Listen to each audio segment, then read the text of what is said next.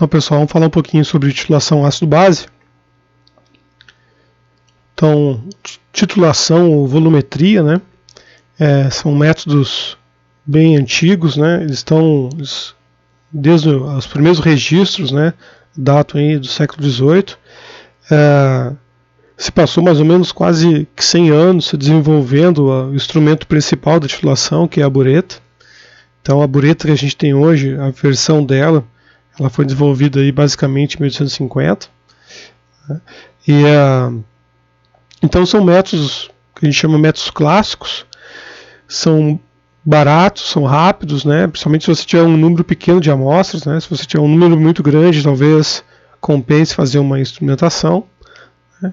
E é relativamente fácil de se executar e se ter uma compreensão. É a técnica analítica mais antiga que a gente tem. Né? E como ela teve muito tempo de desenvolver, existem vários métodos disponíveis, né, para tudo que é tipo de analito. Então, tem uma amplitude muito grande de metodologias. Então, qual que é a definição de volumetria? Então, é um procedimento em que se adiciona, de forma controlada, obviamente, né, e se deve medir o volume de um reagente. Esse reagente tem que estar na forma líquida, né? E ele é um padrão, ou seja, ele tem a concentração conhecida. Tá? Quais são as ferramentas que a gente usa para fazer isso? Então, basicamente uma bureta, né, que a gente usa é a de vidro, né, e que escorre então pela força da gravidade, e no final tem uma torneira onde o analista, utilizando então a mão, né, consegue controlar o volume que esse líquido escorre. Hora de uma forma mais rápida, hora de gotinha em gotinha, próximo ao ponto determinado. Tá? Existe técnicas, né, que é o titulador automático, que ele faz esse controle, né, e consegue medir também qual que é o volume de uma forma robotizada, automatizada. Né? Então, às vezes fica mais fácil fazer essa titulação. Então esse líquido, essa solução padrão, né, ela é usada então para reagir com o analito, que é o analito que é a espécie de interesse. Essa reação ela tem que ser conhecida, né, a gente tem que saber qual que é a estequiometria que vai envolver o analito com a solução reagente. Né. Essa reação tem que ser bem rápida e completa, ou seja, a constante de equilíbrio dessa reação tem que ser muito alta, né, ou seja, favorecendo a formação de produtos. Né, e a reação tem que ser simples também, né, não pode ter reações paralelas. Né, então a tem que ser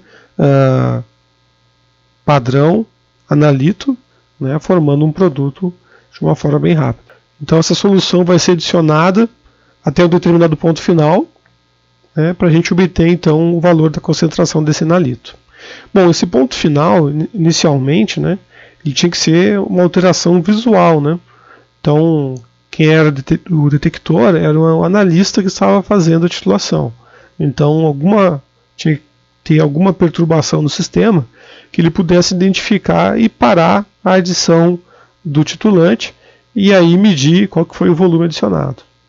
Atualmente a gente tem então os equipamentos, né, que conseguem ver essas alterações de uma forma muito mais precisa. Né? Então a gente pode ver a alteração na cor e usar um espectrofotômetro, alteração no potencial químico utilizar um eletrodo. Né? Então fica muito mais preciso os métodos, né, preciso e exato, utilizando também detectores instrumentais para fazer a identificação do ponto final. Tá? Ponto de equivalência, então, é a quantidade exata que escorre do titulante que vai reagir estequiometricamente com a quantidade exata do analito que está lá, né, na minha solução, na minha amostra. Tá? É um estado teórico, né, na prática é difícil a gente, né, fazer com que escorra exatamente a mesma quantidade, né, que reaja lá. Tá? Por exemplo, um mol de HCl vai reagir exatamente com um mol de NaOH, formando um mol de NaCl e 1 mol de moléculas de água.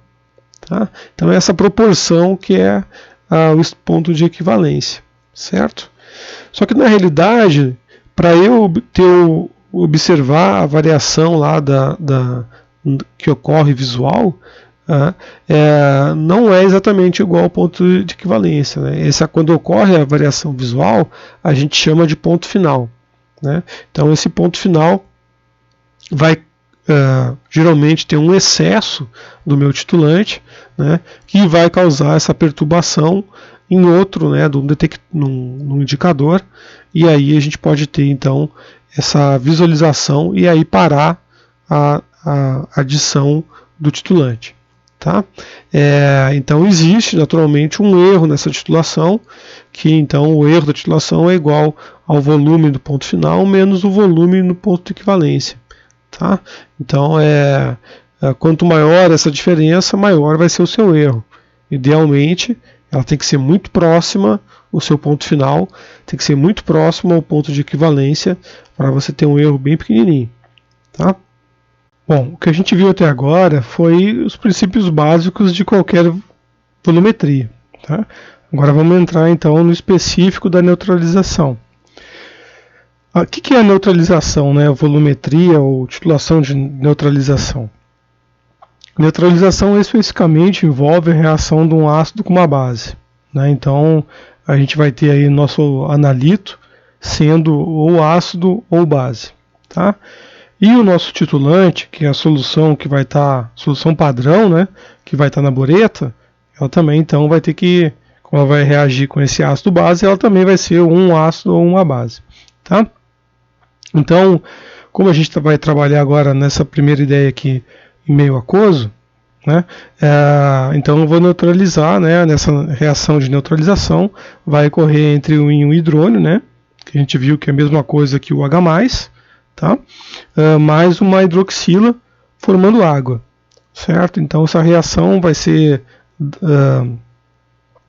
governada com base na nossa constante, nosso Kw, que é a constante então da formação da água, dada pela concentração de hidrônio vezes a concentração de hidroxila em termos de mol por litro.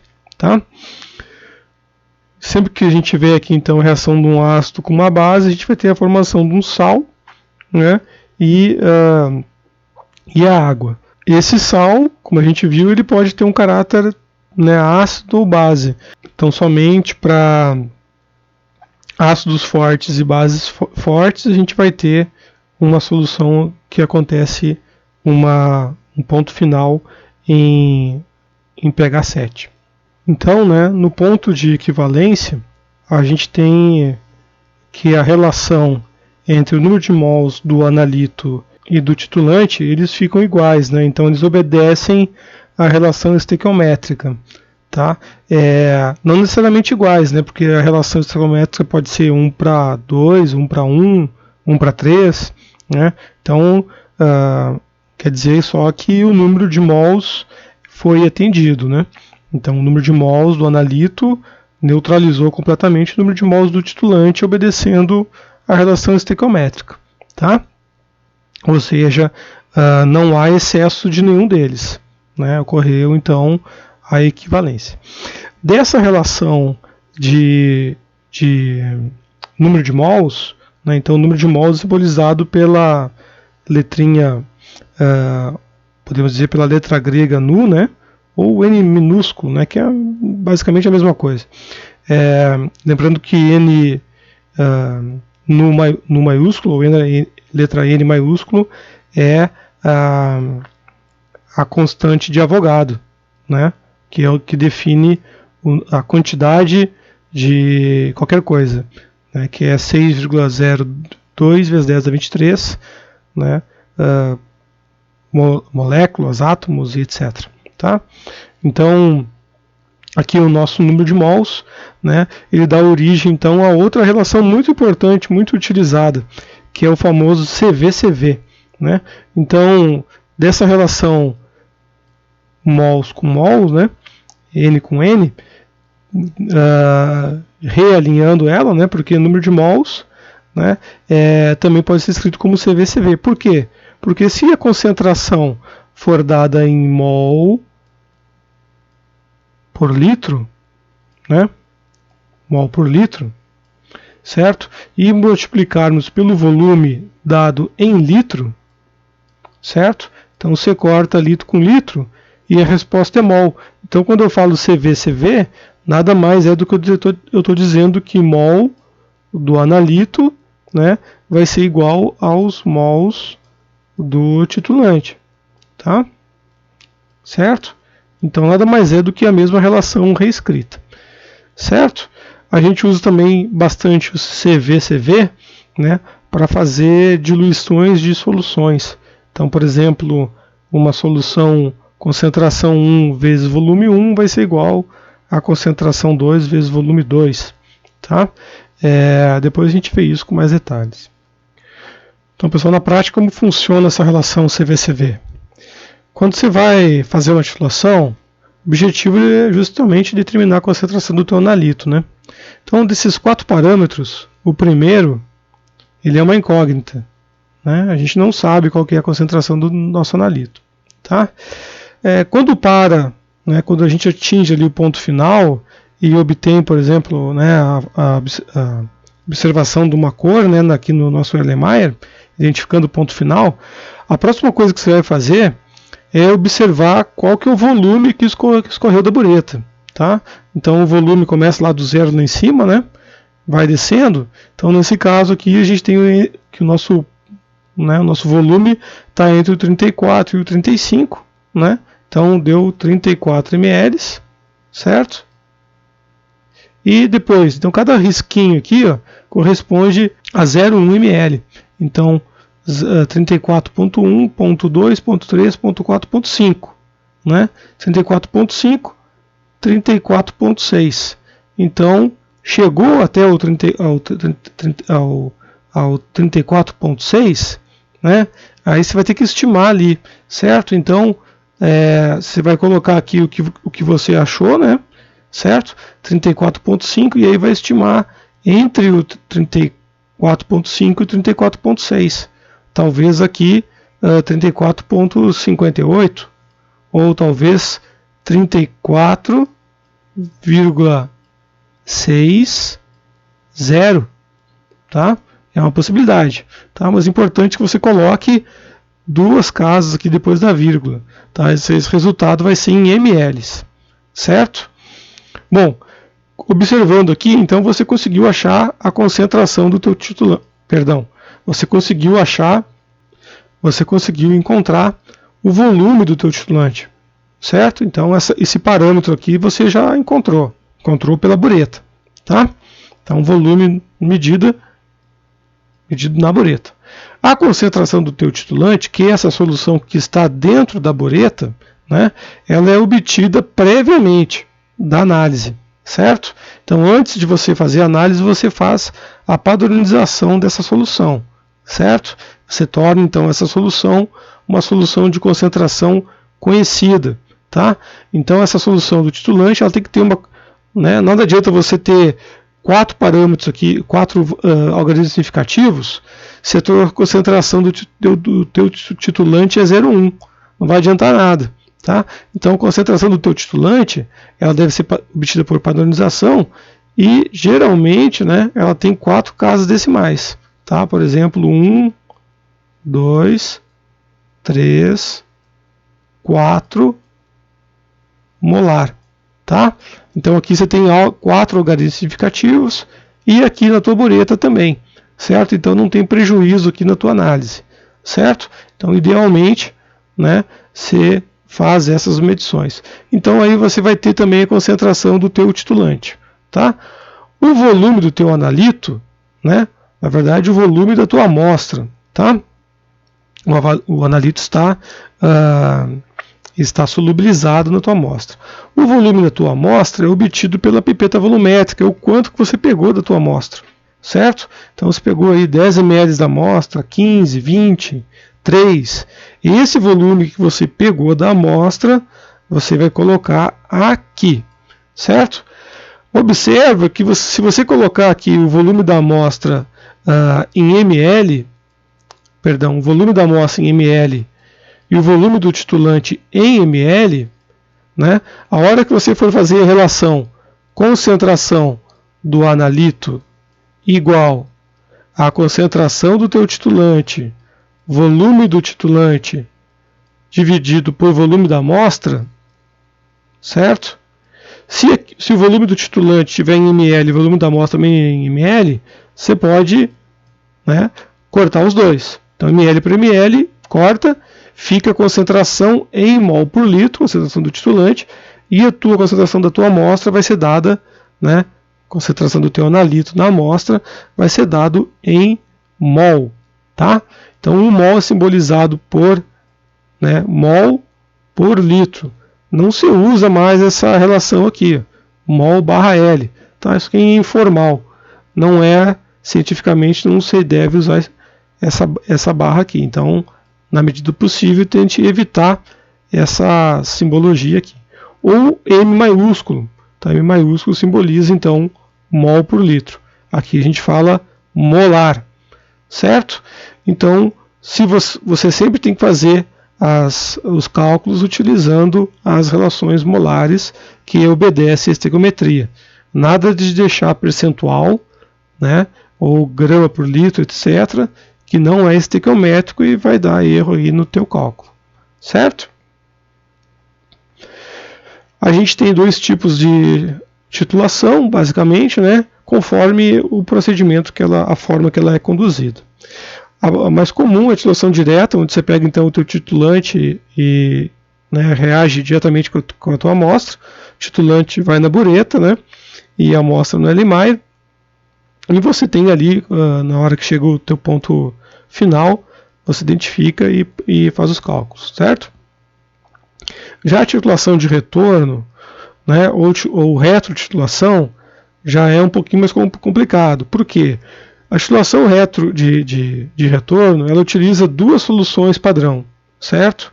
Então ela é utilizada quando tem, por exemplo, uma reação que é mais lenta, né, que não se completa, precisa de aquecimento, etc. Então o que você faz?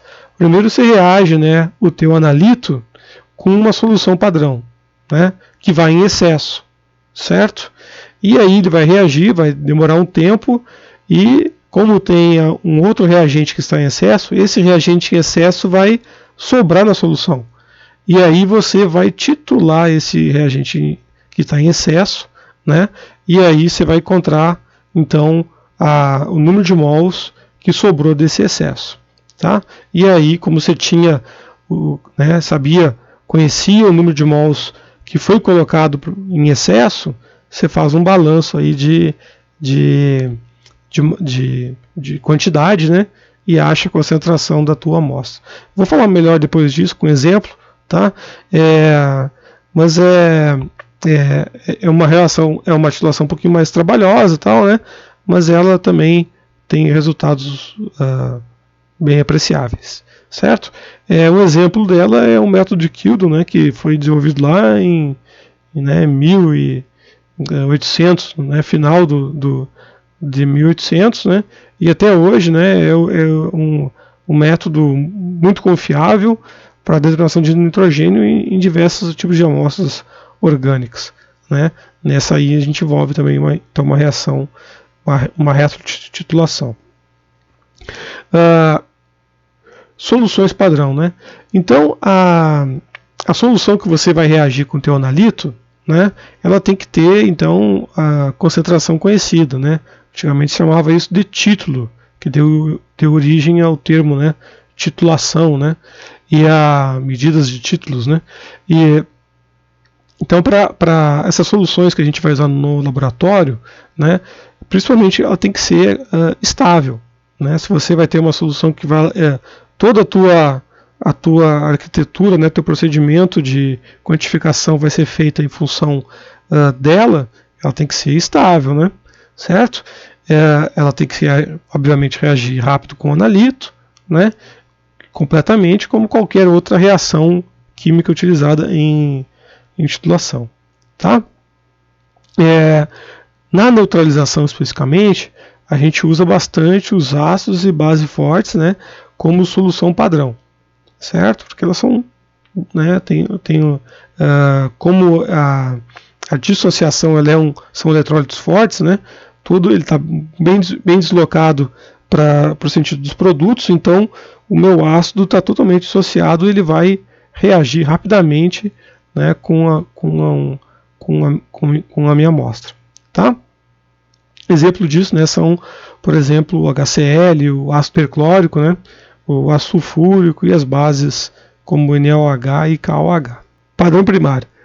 Não confundo, né, vamos explicar melhor aqui, não confundo solução padrão com padrão primário, tá?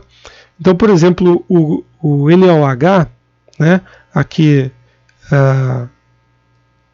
o NaOH, ele não é um padrão primário, tá? O NaOH é uma substância, né, que vem com bastante água no reagente, né?